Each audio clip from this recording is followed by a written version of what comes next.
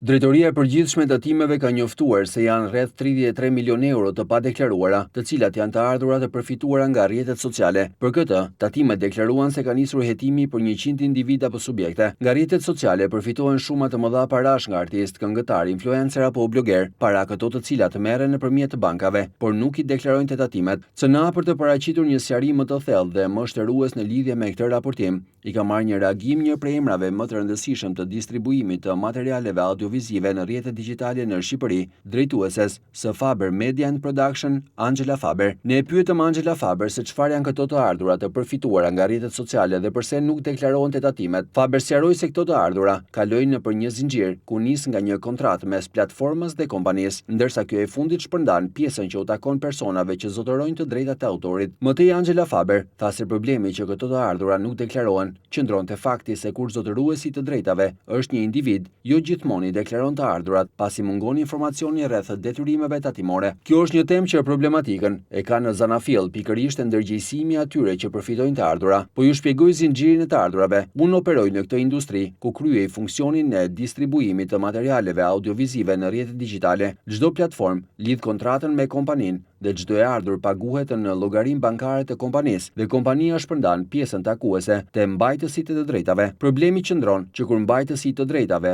është individ dhe i përfiton të ardhurat në llogarinë bankare, pasi kjo është mënyra e vetme se si mund të shpërndahen këto të ardhura, individi jo gjithmonë i deklaron ato të ardhura sepse janë të painformuar rreth detyrimeve tatimore. Konkretisht për i vitesh u shpjegoi mbajtësve të drejtave se çdo individ ka detyrimin të jetë subjekti të qenit personi tatueshëm në vendin ku jeton për të ardhurat që gjeneron, pasi shpesh nuk e kuptojnë që nuk është e thënë të jesh SHPK që të tatohesh. Çdo individ duhet të paguajë tatimet për të ardhurat që realizon, sepse ashtu funksionon shteti kudo, ka sqaruar Angela Faber. Mëtej në reagimin e bërë për CNA, ajo sqaroi edhe rolin që kanë kompanitë në administrimin e të ardhurave që vijnë nga rrjetet sociale. Faber u ndalte pjesa e tatimit në burim që është në Shqipëri dhe nuk është në vende të tjera. Përrjedhoi, një individ që merr të ardhura nga distribuimi në kompani nga Gjermania apo Amerika nuk mund të paguhet dhe për pjesën e tatimeve që i takojnë atij vet t'ia paguajë shtetit ku është rezident, në këtë rast Shqipëria. Drejtuesja e Faber Media deklaroi se platforma gjithmonë i bën në bank pagesat e ardhura nga distribuimi dhe kompania distributore është gjithashtu e detyruar t'i paguajë në bank.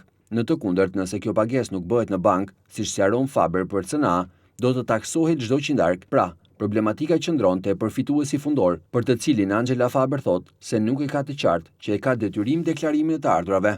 Pra, problemi këtu i mos deklarimit të ardhurave nuk është as te platforma, as te distributori, sepse platforma gjithmonë i paguan në bank dhe distributori, duke qenë kompani është i detyruar t'i paguajë në bank, sepse nëse i tërheq kesh, do të tatojë për çdo qindark të tërhequr nga kompania. Kështu që pjesa problematike është përfituesi fundor, i cili nuk e ka të qartë që është detyrimi i tij t'i deklarojë si të ardhura. Dua të shpjegoj edhe diçka tjetër. Kjo pjesa e tatimit në burim që e kemi ne, por nuk e ka bota. Për shembull, Gjermania nuk e njeh si koncept, përveç se në rastin e punësimit, ku sigurisht nga paga bruto zbriten tatimet dhe individi përfiton shumë neto.